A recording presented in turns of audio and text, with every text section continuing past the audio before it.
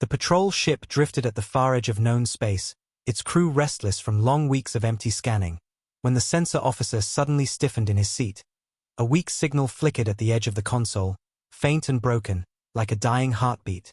The commander leaned forward and ordered a magnify. The signal sharpened into a distress call, alien in pattern but marked with desperation. The crew exchanged glances. For no one expected company in this forgotten sector. The commander gave the order to move in. Thrusters burned and the ship glided toward the source. What appeared before them made the crew fall silent. It was a vessel torn and bleeding light, half of its hull scorched, shields dead, engines sputtering. The ship looked as though it had crawled out of a war zone. Cautiously they extended scanners, trying to read the identity. The structure matched no known friend. But the life signs were faint, only too strong enough to read clearly. The commander hesitated but finally gave the command, "Open the bay, bring them in." The docking clamps hissed as the alien craft was pulled into the human hangar. The atmosphere lock cycled. Lights blinked red, then green. The crew lined the corridor, rifles ready. For no one knew what might step through those doors. Then, the hatch groaned and opened, and a figure stumbled out, tall and slender, wrapped in torn royal garments that once shone but now hung in tatters. Her face was pale, her eyes wide, her crown broken. In her arms she carried a small child pressed against her chest. The sight froze the humans. The commander stepped forward, his hand tight on his sidearm but his heart uneasy. The woman looked around, saw the line of armed soldiers, and without a word she sank to her knees on the steel floor, her head bowed low. The child clung to her, silent tears streaking down her small face. The crew shifted in shock. Never before had they seen royalty bow like this. The commander's breath caught as the woman's voice rose, soft, trembling, yet clear. She said, "Make me yours." The words struck the hall like a thunderclap. Every soldier stiffened. The translator confirmed the meaning. There was no mistake, she was offering herself. The commander's mouth opened but no words came. The woman lifted her head, her eyes glistening with fear and resolve. She repeated, "Make me yours. Not only me but my child. We have no home, no shield, no family left. We have only you." The little girl looked up with wide, frightened eyes, her small hands clutching the folds of her mother's torn robe. She did not speak but her silence made the plea sharper. The humans exchanged uneasy glances. Their weapons lowered slightly. They had expected danger, not surrender. They had prepared for battle, not begging. The commander stepped closer, his voice low. "Who are you? Why have you come here?" The woman straightened a little, though still kneeling, her voice steadier now. "I am the last princess of a dying throne, hunted by my own. My people would see my daughter as sacrifice. They would see her blood as power. I fled them. But I cannot run further. I came here because the stars tell stories of humans. I came here because even my enemies fear your name." The crew shifted again, unease filling the hangar. One soldier muttered that this must be a trap. Another whispered that she was mad. But the commander only watched her eyes. He saw no deception, only exhaustion and terror. The child pressed her face into her mother's shoulder, her small body trembling. The mother pulled her close, her voice breaking now. "If you send us away we will not live another night. If you claim us, if you make us yours, then even death will not matter. We will belong." The hangar was silent except for the hum of engines. The soldiers lowered their rifles fully now, confused and shaken. The commander's chest felt heavy. He looked at this alien princess, once proud, now kneeling, her daughter clinging to her side, both offering everything for the barest hope of protection. In that moment he understood that this was no trick, no ploy. It was desperation so raw it had burned away pride. He breathed slowly, the weight of command heavier than ever. He did not know what he would answer, but he knew nothing in the galaxy would ever erase the sound of her words echoing across the steel floor. "Make me yours." The hangar remained frozen after those words were spoken, the crew standing stiff and uncertain. The sound of the alien princess's voice seemed to linger in the air, as if the walls themselves were holding it. The little girl pressed her face deeper into her mother's chest, her small shoulders trembling with each shallow breath. The commander felt the eyes of his crew upon him, waiting, but he too was struck silent. Never in his years of service had he imagined royalty kneeling before him. Never had he imagined someone of noble blood offering herself and her child in such a way. The translator repeated the phrase in cold tones, "Make me yours," and it made the silence heavier. Finally the commander gave a short order, "Stand down," and the rifles were lowered completely. The humans stepped back but did not relax.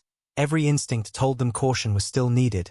He approached slowly, his boots heavy on the steel deck.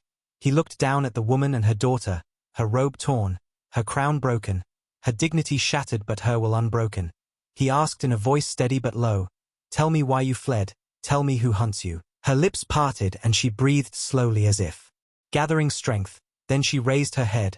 Her voice cracked but grew steady as she spoke. "My people turned against me. My council betrayed me. They demanded I give them my daughter.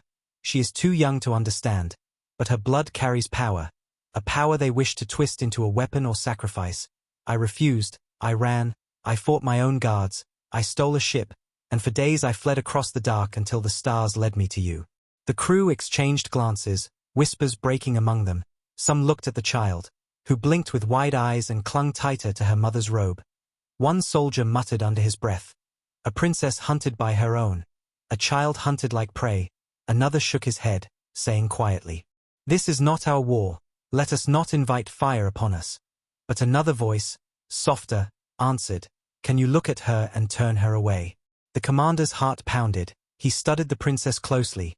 She was trembling yet she kept her back straight, her body shielding her daughter. He saw the streaks of dried tears on her cheeks. He saw the child's tiny hands gripping fabric until her knuckles were pale. These were not enemies. They were survivors. He asked her again, "Why us? Why humans?" Her eyes glistened, her voice barely above a whisper. "Because even my enemies tell stories of you. They speak of your fury. They speak of your courage. They speak of how humans do not break.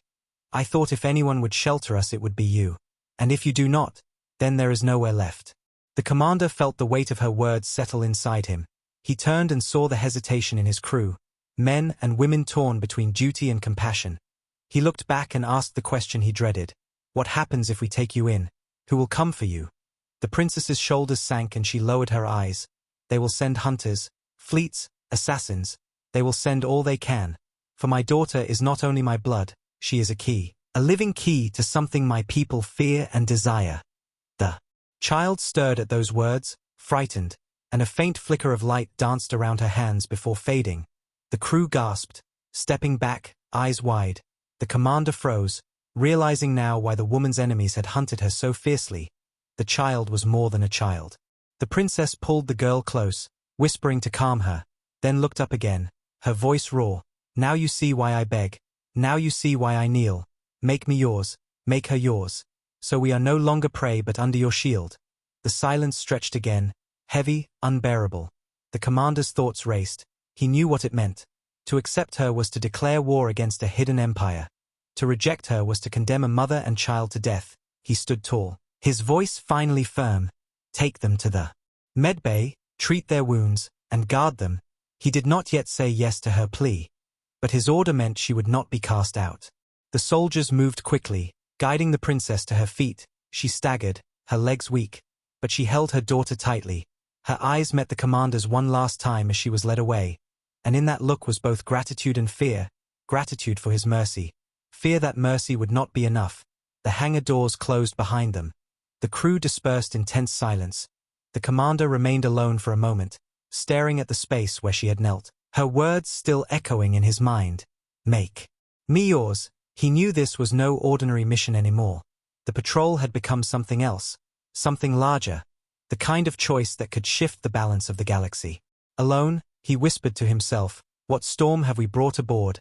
Outside the stars burned cold and silent, but the human ship carried now not just its crew, but a secret that would draw fire from across the void, a princess without a throne, a child with a power she did not understand, and a single desperate promise spoken on steel floors. A promise that would not be forgotten. The human patrol ship cruised slowly through the empty stretch of space, its engines humming low, the crew no longer speaking with the ease they once had. Silence seemed to linger in every corridor, not only because of the weight of what had happened, but because they all knew the ship carried something dangerous now. In the medbay the alien princess sat on a narrow bed, her long robe torn and blooded, yet she kept her daughter close. The child slept fitfully, her small fingers gripping her mother's arm even in dreams. Guards stood at the door, their rifles lowered but ready. They had never been told to guard a kneeling princess before, never been ordered to protect a child whose very existence might call an empire upon them.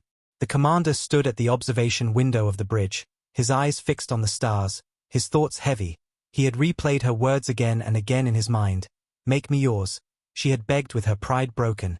He had not given her a full answer, but already by taking her in, by letting her walk the halls of his ship, he had chosen, and that choice was drawing shadows closer. The sensor officer suddenly straightened, her voice sharp. "Commander, I have movement," faint at first, but gaining. The commander turned. "What kind of movement?" She swallowed hard. "Multiple signatures. Fast. Too fast for trade ships." The bridge grew tense. All eyes on the screens. The dots appeared one by one. Then 10, then more, the colors marking them hostile. The commander gave a calm order though his chest tightened. "Sound general alert." Across the ship alarms rang. Soldiers rushed to positions. Lights dimmed. The princess in the medbay clutched her daughter as red warning strips glowed across the walls. Her eyes filled with dread. She whispered to the child, "They have found us." The little girl woke, her eyes wide, her voice small. "Mama." The mother stroked her hair, saying, "Hush, stay with me, stay quiet." The guards exchanged worried looks, for they, too, knew what was coming. On the bridge the tactical officer spoke fast. "Unknown vessels closing at attack speed. Formation spread. They are hunters." The commander asked how many. The answer came back cold. "Too many for a patrol ship to face alone." The crew stiffened. Yet no one moved to run. The commander's jaw tightened. "Put us between them and the princess's ship. Raise shields. Prepare to fight." The gunners locked stations. The ship turned slowly. The enemy vessels appeared on the screen. Dark, sleek, and built for speed. Their hulls marked with the symbols of the empire that had cast out the princess. Their formation curved like a net closing around prey. The first voice from the hunters broke across the comms, cold and cruel. "Release the fugitive, release the child, or we will tear you apart." The commander did not answer at once. He looked at his crew, their eyes hard. Then he spoke, calm but unyielding. "This ship does not hand over children to executioners." Silence followed. Then the hunter captain snarled, "Then you will die with her." Their ships surged forward, weapons blazing. The patrol ship rocked under the first impact. Shields flared. Alarms rang. The crew braced but held. "Return fire." The commander ordered. Human cannons roared. Beams of light and missiles streaked across the void. Hunters dodged, but a few were caught. Explosions blossomed like cruel flowers in the dark. In the medbay the princess clung to her daughter as the floor shook, lights flickering.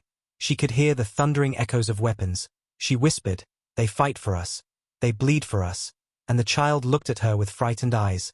The guards steadied themselves, one muttering under his breath, "They came for her, but they will leave remembering us." Back on the bridge the fight grew desperate. The human patrol was strong but outnumbered. The hunters swarmed like wolves, striking at shields, seeking to break the hull. But the crew fought with fury, every shot placed with precision, every maneuver sharp. The commander's voice never wavered. He called orders as if he had rehearsed this moment 100 times. The humans struck not with arrogance but with determination. They fought not for conquest but to shield the helpless. One hunter broke through the line, rushing close, ready to fire on the medbay section. The princess gasped as the hum of its weapons grew near. The child screamed and lifted her hand. Light burst from her small palm, a ripple of strange energy spreading outward. The hunter ship on the screen shuddered, its engines flickering. Then it spun helplessly, drifting dead in space. The crew froze in shock. The commander's eyes widened. He realized now the truth of what the princess had said. Her daughter was more than blood. She carried power. Power the hunters would kill to claim. The battle raged on, but the humans pressed back, striking with tactics the hunters did not expect, laying traps, forcing them into crossfire. One by one the enemy ships fell or fled, the void slowly clearing of hostile lights. When the last hunter burned away into the darkness, silence filled the bridge, broken only by heavy breaths. The commander looked at the screens, the wreckage drifting, the stars calm again. He gave the order to stand down, alarms dimmed, but his thoughts were heavy. He knew this was only the beginning. They had faced one pack of hunters, more would come, and every victory would only make Earth's name echo louder. He thought of the princess kneeling, her daughter's frightened face, and the words that had started this storm, "Make me yours." He realized that by defending her now, by spilling blood in her name, Earth had already given its answer, and the galaxy would soon hear it. The battle had ended, but the silence that followed was not peace. It was heavy, filled with the smell of burned circuits and the faint vibration of wounded engines. The human patrol ship drifted steady, scarred but alive. The crew moved through the corridors with tense faces, patching hull plates, dragging damaged panels aside, carrying wounded comrades on stretchers. The echo of alarms still clung to the walls. In the medbay the princess sat clutching her daughter close. The child's small head pressed into her shoulder, the glow that had burst from her tiny hands still vivid in everyone's memory. No one dared speak of it aloud, yet it burned in their thoughts like fire. The commander walked in, his uniform marked with ash, his jaw tight. The guards straightened at once, but he waved them aside. His eyes locked on the woman and child. He spoke slowly, quietly. What happened out there? Her hands trembled as she stroked her daughter's hair, her eyes shining with both shame and pride. She whispered, "You saw it. You all saw it. She is not ordinary. She carries power in her blood. Power my people fear and crave." The commander folded his arms, his voice rough. "Explain." The princess drew a deep breath, her voice breaking as she told the truth. Centuries ago, her bloodline had been tied to a sacred energy, a force that only appeared once in many generations. Her daughter was born with it stronger than ever. The council of her world demanded the child be given, to shape into a weapon, or to sacrifice in dark rites. When she refused, they branded her traitor, they hunted her across the stars. The child stirred, lifting her face from her mother's robe, her small eyes wet with tears. She whispered in a soft, trembling voice, "I didn't mean to. It hurt. I just wanted them to stop." The commander knelt, lowering himself so his gaze was level with hers. He said gently, "You saved us. You saved this ship." The little girl blinked at him, uncertain, then clutched her mother tighter. The princess bowed her head, her voice fierce through her grief. "This is why I begged you. This is why I knelt. Not for me, but for her. If I fall, they will take her. If you send us away, they will break her. Make me yours. Make her yours, and she will live." The commander stood slowly, his thoughts heavy. He felt the weight of his crew's eyes even though they were not in the room. He knew word of the child's power had spread already. Whispers carried faster than orders. In the council chamber of Earth this would spark debate like fire on dry grass. Some would say the girl was too dangerous. Some would say she was too valuable. Others would say she must be hidden or even destroyed before her enemies claimed her. But he looked at the child and saw not a weapon, not a threat, but a frightened girl who wanted her mother. Later on the bridge, officers argued, voices sharp with fear. One said, "This is madness. We cannot carry them. Every hunter in the galaxy will come." Another snapped, "We cannot abandon them. Not after she saved us." The tactical officer added grimly, "If she can kill with a thought, then perhaps we are safer with her than against her."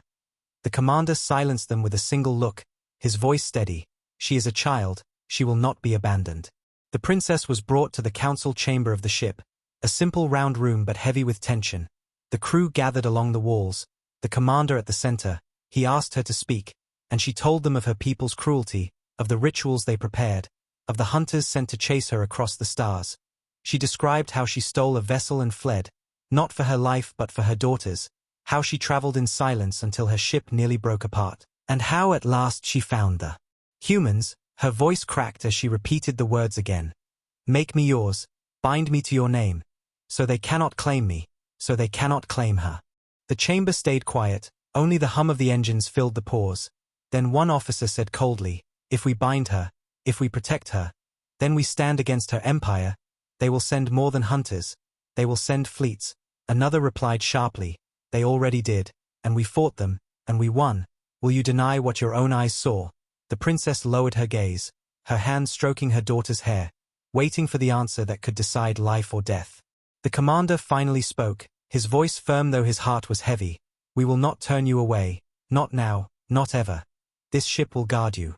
This crew will stand with you." His words struck the chamber like iron.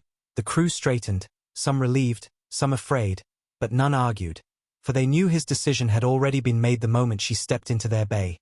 The princess lifted her eyes, tears glistening. She whispered, "Then we are yours, truly yours."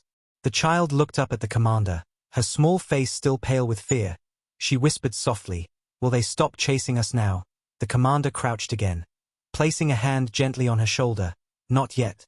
But they will not take you while we stand." She blinked, her lip trembling, then nodded, hiding her face back into her mother's robe.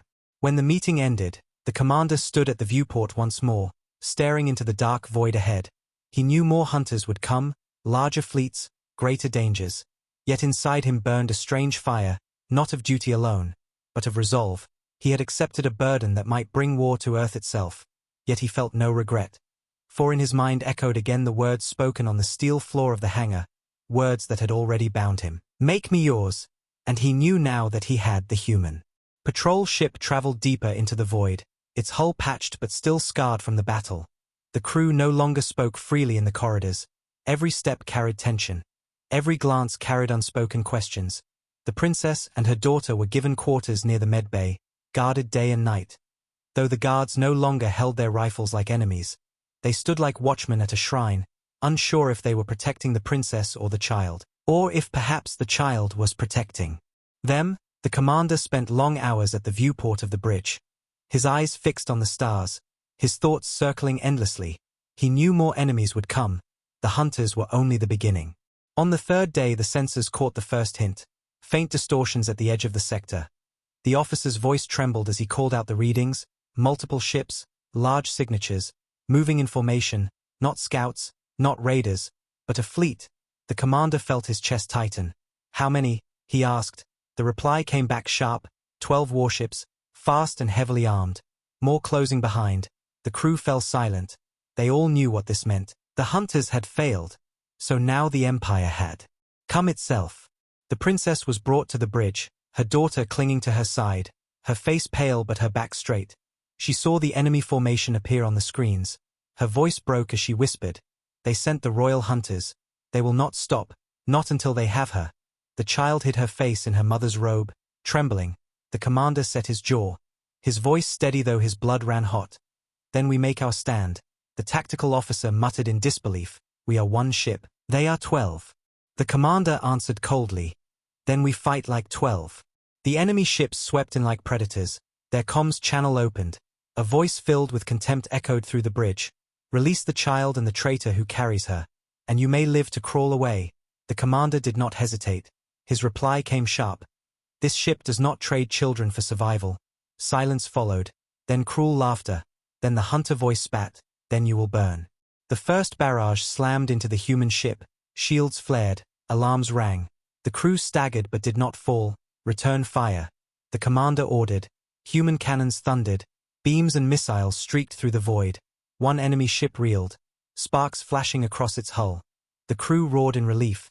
The enemy pressed harder, surrounding them, striking from all sides. The human ship shuddered with each impact. Yet it moved with precision, every turn sharp, every counterstrike deliberate.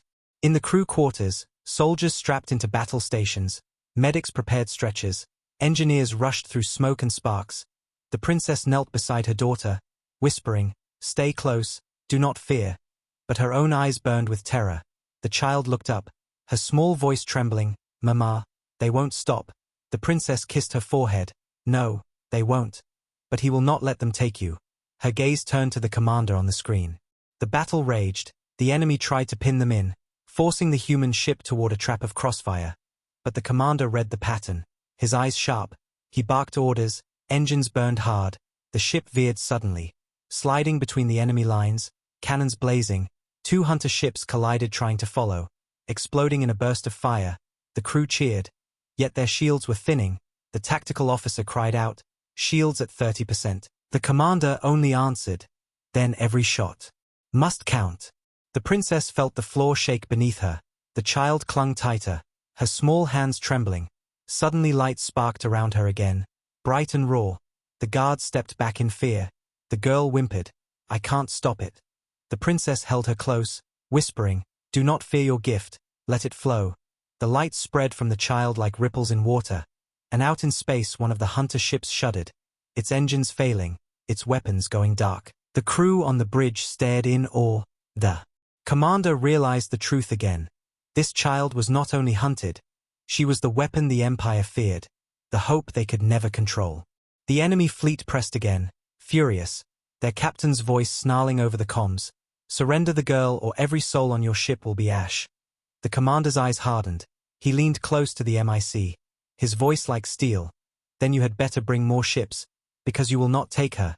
His crew answered with a roar, striking harder, pushing the enemy back. every man and woman fighting as though their own child stood in the medbay. The battle lasted long hours, the void filled with fire and wreckage. One by one the enemy broke, some destroyed, some fleeing into the dark. At last only silence remained. The stars steady again. The human ship drifting wounded but alive.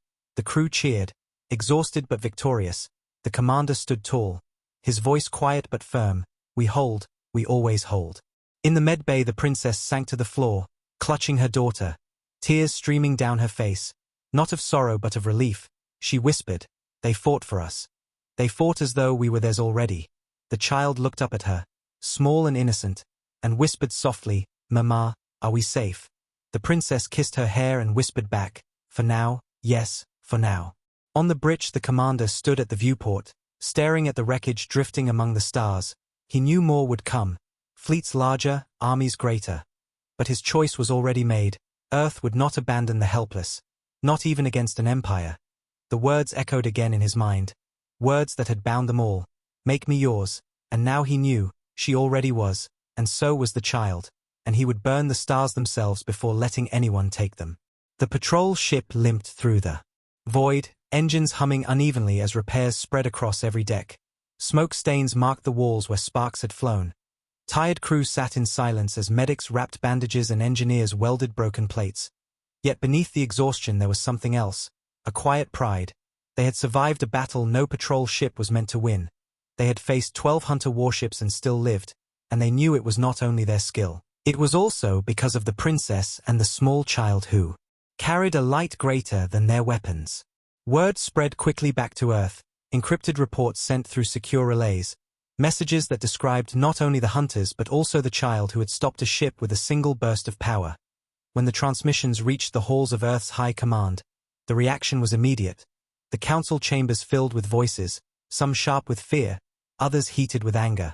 The commander's face appeared in the hologram at the center of the great table, his uniform torn but his voice steady. He told the leaders everything, from the moment the princess had knelt in his hangar to the moment the child's light had torn through enemy engines. His words echoed across the chamber. One general slammed his fist against the table, his voice fierce.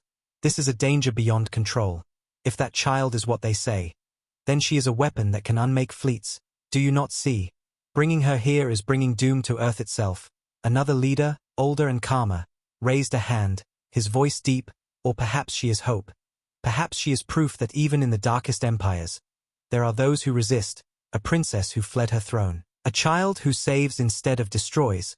Must we call them only danger? The chamber broke into argument, voices colliding. Some cried she must be hidden. Others shouted she must be studied. A few whispered she must be destroyed before her enemies bring war to Earth. But a smaller group stood firm, saying she must be protected, she must be shielded, for to turn her away is to become no better than those who hunt her. Meanwhile, aboard the patrol ship, the princess sat with her daughter in the quarters the humans had given them. The child slept at last. Her face calm though her dreams stirred her tiny fingers with faint sparks of light. The princess looked down at her and whispered softly, "Forgive me, my little one. I have placed a burden on your shoulders before you even learned to walk." She looked up at the ceiling. Knowing her fate was no longer in her own hands, she had begged the humans. She had bound herself to them with desperate words. But now it was their leaders who would decide if mercy was stronger than fear. The commander returned to her room, his face tired but his eyes steady. He said quietly, "They are debating even now. Some fear you, some fear her, others want to protect you." The princess rose, her robe still torn, her crown still broken. She bowed her head. "I do not ask them to love us. I ask only that they do not cast us back into the dark." He looked at her for a long moment, then said, "Earth is not your empire. We do not kill children to keep our crowns." His words carried a strength that eased her heart for a breath. Back on Earth the debate raged for hours. Screens flickered with reports of the destroyed hunter fleet. Some counselors trembled at the thought of more enemies coming. Others leaned forward, voices sharp, saying, "We already fight. We already stand. To abandon her now would shame us before the galaxy." Finally the head of the High Command spoke, his voice cutting through the noise. Earth was mocked for centuries as weak, as fragile, as unworthy of respect. But we are not weak. We do not cast aside those who kneel at our doors. We will guard the princess. We will guard the child. And if their hunters bring war, Then let them learn what it means to strike at Earth. The vote was cast, the decision made, the patrol ship received its orders, Earth would shelter them, Earth would fight for them. The crew heard the message and a cheer rose through the halls. The princess heard it and wept silently, clutching her daughter close, whispering, "We are yours now, truly yours." Yet even as relief settled, the commander stood at the viewport, his hands behind his back, staring at the endless dark. He knew this choice was not an end. It was a beginning. Fleets would come, assassins would return, and somewhere in the shadows of the galaxy the enemies of the princess would be gathering, sharper, stronger, determined to reclaim what they believed was theirs. He whispered to himself, "Let them come." And in his heart he knew Earth had crossed a line from which there was no return. The words of the princess echoed again in his mind. "Make me yours." And he knew now that Earth had, and the stars themselves would tremble before what was to follow. The corridors of the patrol ship grew quiet in the days after Earth's decision. The crew worked hard to repair wounds, hull plates were sealed, broken circuits replaced. But beneath the steady rhythm of drills and repairs was an unease, for everyone knew the Empire would not stop. Their hunters had failed, their fleet had burned, but vengeance never rested, and whispers traveled among the crew, whispers of spies, whispers of assassins, whispers that the enemy might already be among them. The commander walked the halls with heavy steps, his eyes sharp, knowing fear in silence was more dangerous than fear in battle. The princess stayed in her quarters with her daughter, guarded at all hours. The child played with scraps of cloth, humming softly, but sparks of light sometimes danced around her fingers, faint flickers she did not understand. The guards shifted nervously when they saw, though none dared speak against her. The princess watched with weary eyes, her heart torn between pride and dread. Every time the light appeared she remembered the words of her counsel, a weapon, a sacrifice, or nothing at all. And she clutched her daughter tighter, whispering, "You will not be their weapon. You will not be their sacrifice." On the fourth night the alarms blared without warning, sharp red lights flashing across every deck. The commander rushed to the bridge, his officers already shouting reports. "Breach detected, Sector 12, inner hull. Unauthorized craft has latched." The commander's jaw tightened. "Boarders," he snapped, "seal the corridors, deploy teams." The ship shuddered as bulkhead doors sealed. Soldiers sprinted with rifles ready, boots striking against the steel floors. In the princess's quarters the guards braced as the door shook under a sudden blast. Smoke filled the air.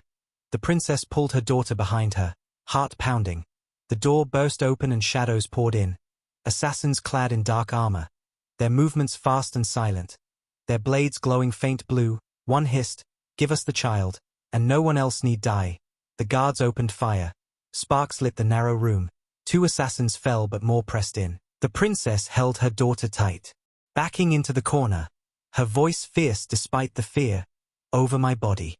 The commander's voice thundered over comms, "Protect them at all costs." The ship roared with chaos, firefights erupting in the corridors, smoke and screams filling the air. The assassins moved with deadly precision, cutting through bulkheads, bypassing locked doors, each step taking them closer to the medbay and quarters. The crew fought hard, every hallway a battlefield, the clash of rifles against blades echoing like thunder in the steel belly of the ship. The princess fell to her knees beside her child, whispering frantically, "Close your eyes, do not be afraid." But the child's small hands trembled and light flickered again, brighter this time, bursting across the room in a wave. The assassins staggered, their blades dimming, their armor failing. One screamed as his weapon melted in his grasp. The guards seized the moment, firing until the last intruder fell.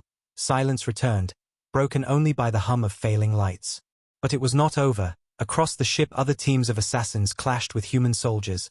One by one they fell but not without cost. The crew counted their wounded, counted their dead, and in every heart burned the knowledge that the Empire's reach had grown longer. The commander stormed into the princess's room, his face dark with fury. He saw the scorched walls, the fallen assassins, and the small child clutching her mother, sparks still fading from her hands. He breathed hard and said, "They came for her even here. They will never stop." The princess bowed her head, her voice trembling. "I told you.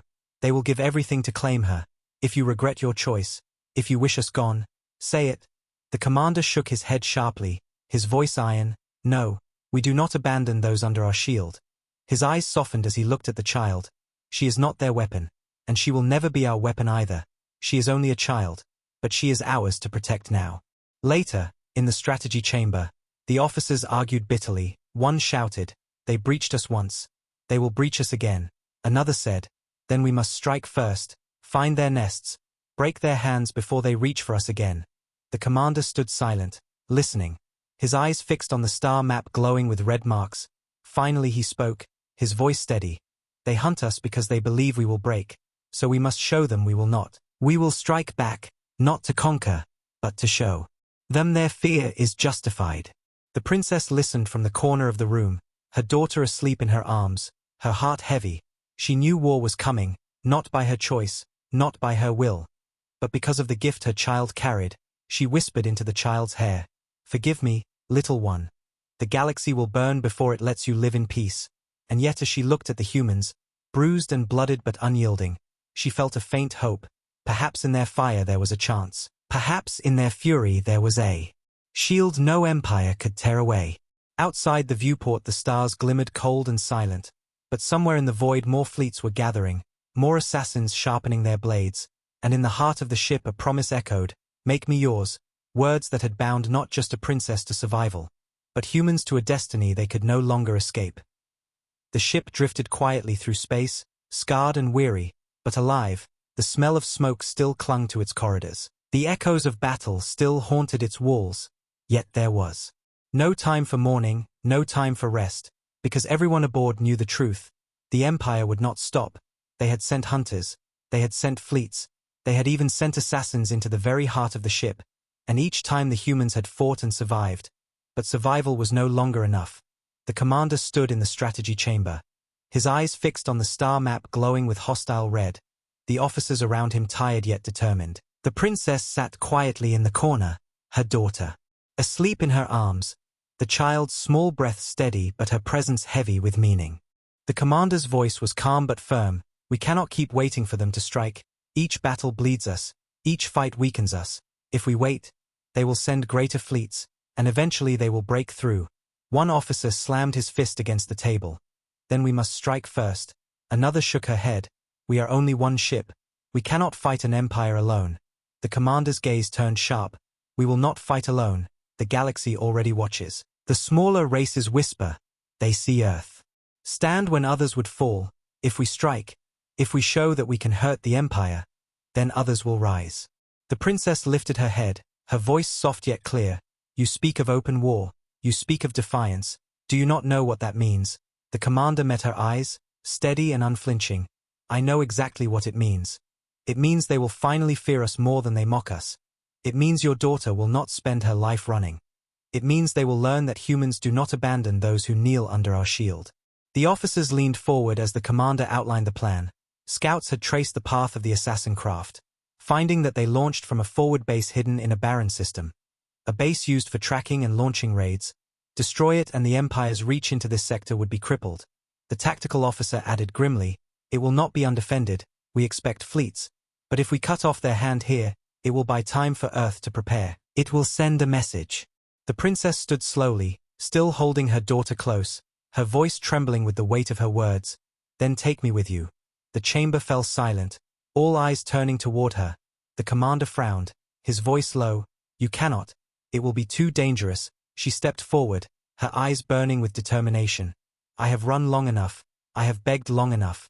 If this battle is to be fought for me, then I will stand in it. If I remain hidden, my enemies will never stop calling me prey. Let them see me with you. Let them see I chose to kneel to humans, and not to them." The officers murmured, some in agreement, others in protest. But the commander watched her closely. He saw not only fear in her face, but resolve, and he knew she spoke the truth. Her presence would be more than symbol. It would be defiance to her empire. He nodded slowly, "Very well. But you will stay under guard, and you will not put yourself or your daughter in direct fire." She bowed her head, her voice steady. "That is enough." Preparations began. The crew moved with grim purpose. Weapons were reloaded, engines reinforced, every system checked and rechecked. Soldiers polished their armor, their faces hard with focus. In the quiet corners the princess whispered to her daughter, telling her stories of stars and hope, trying to calm the child's fear. The little girl listened with wide eyes, then said softly, "Mama, will we always run?" The princess kissed her forehead, Not anymore, little one. Now we fight. At last the ship approached the barren system. The screens lit up with enemy signals, fleets waiting like wolves around their den. The crew braced. The commander's voice rang through the halls. Today we do not flee. Today we do not hide. Today we strike, for Earth. For every voice silenced by arrogance. For every child hunted by greed. The humans roared in answer, their voices echoing through steel. The battle began in a storm of fire. Enemy warships surged forward, cannons blazing, missiles streaking. The human ship dove into the storm, shields flaring, weapons answering. Explosions blossomed in the void, wreckage scattering like sparks. The enemy pressed with fury, but the humans fought with precision. Every strike calculated, every move sharp. The commander barked orders, his voice calm even as the ship shook under impact. In the observation deck, guarded soldiers stood around the princess and her daughter. She held the child close, her heart pounding as she watched the humans fight. Her eyes wide with awe as the small patrol ship struck down warships 3 times its size. She whispered to herself, they fight not for crowns, not for thrones, but for each other, and for us. At last the ship broke through the enemy line, racing toward the base hidden on the barren moon, guns blazing. Its cannons tore into the defenses, towers crumbling, hangars burning. The base erupted in flame and dust. The Empire's hand cut off in one brutal strike. The crew roared in victory, their cheers echoing through every deck. The commander stood tall, his voice steady. Let them hear this across the stars. Let them know Earth does not bow. The princess bowed her head, tears in her eyes. She whispered, perhaps there is hope. Perhaps in their fire my daughter will finally know peace. The child looked up at her mother, her small voice soft. They are ours now, Mama. The princess kissed her hair, her heart heavy yet filled with something she had not felt in a long time. Something fragile but real. She whispered back, yes, they are ours, and we are theirs. Outside the viewport the base burned, smoke drifting into the endless dark. The Empire had been struck, its pride wounded, and deep in its halls the news would spread like wildfire. Earth had not only survived, it had retaliated, and in doing so, it had declared war.